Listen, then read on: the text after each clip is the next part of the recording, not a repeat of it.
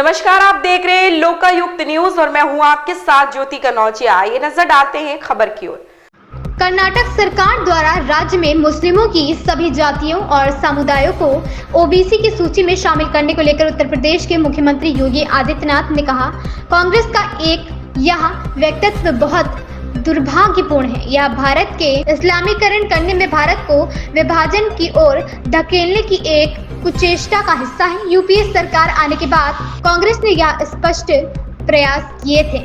उस वक्त भी भाजपा ने बड़ा आंदोलन किया था, तो चाहे वह जस्टिस वर्मा समिति की रिपोर्ट हो या सच्चर समिति की रिपोर्ट, वे सभी कांग्रेस द्वारा ओबीसी एससी एसटी के आरक्षण को लूटने के प्रयास से पीएम मोदी ने इन मुद्दों की ओर देश का ध्यान आकर्षित किया है।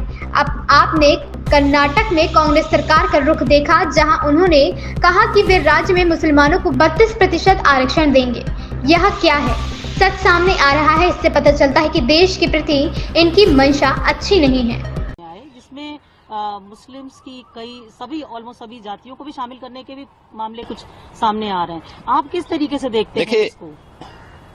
कांग्रेस का वक्तव्य बहुत दुर्भाग्यपूर्ण है और भारत के इस्लामीकरण करने और भारत को विभाजन की ओर धकेलने का एक कुचेष्टा का एक हिस्सा है। कांग्रेस यूपीए सरकार आने के बाद उसने उस समय भी इस प्रकार के कुत्सित प्रयास किए थे। पहले जस्टिस रंगनाथ मिश्रा के नेतृत्व में एक कमेटी गठित की थी और रंगनाथ मिश्रा कमेटी ने एक प्रयास किया था।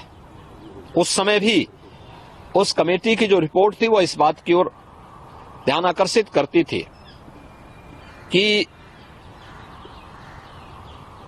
ओबीसी वर्ग को मिलने वाला जो 27% आरक्षण है उसमें 6% आरक्षण मुस्लिम को दे दिया जाए। ऐसे ही उस कमेटी की रिपोर्ट में यह भी था कि दलितों को भी, यानी जो लोग कन्वर्ट हो चुके हैं मुसलमान, उन लोगों को भी दलित का एक हिस्सा, मुस्लिमों का एक तबका ऐसा है जिसको दलित का पार्ट बनाया जाए। दलितों को मिलने वाले जो सुविधाएं उसके अनुसार भी उनको ट्रीट किया जाए। उस समय भारतीय जनता पार्टी ने बहुत बड़ा आंदोलन किया था। तो चाहे वह जस्टिस रंगनाथ मिश्रा कमेटी की रिपोर्ट यूपीए गवर्नमेंट के समय रहे हो या सच्चर कमेटी की रिपोर्ट, ये ओबीसी एससी एसटी के आरक्षण के अधिकार पर डकैती डालने की कांग्रेस की कुत्सित मंशा का प्रयास था। और प्रधानमंत्री मोदी जी ने जिन मुद्दों की ओर देश का ध्यान आकर्षित किया है, जिस पर उन्होंने कहा है कि ये अनुसूचित जाति, जनजाति और पिछड़ी जाति के लोगों के हकों में लोग लूट करना चाहते हैं, लूट मचाना चाहते हैं। आपने कल कांग्रेस की कर्नाटक की गवर्नमेंट के उसको देखा है जिसमें उन्होंने कहा कि साहब हम मुसलमानों को 32% आरक्षण देंगे। ये चीजें क्या है? ये सच उजागर हो रहा है और कांग्रेस के कुछ सांसद भी सैम पेत्रोदा की बातों का समर्थन कर रहे हैं। जो सांसद पद के प्रत्याशी हैं वे लोग समर्थन कर रहे हैं। तो ये चीजें दिखाती हैं कि इनकी मंशा देश के प्रति अच्छी नहीं है।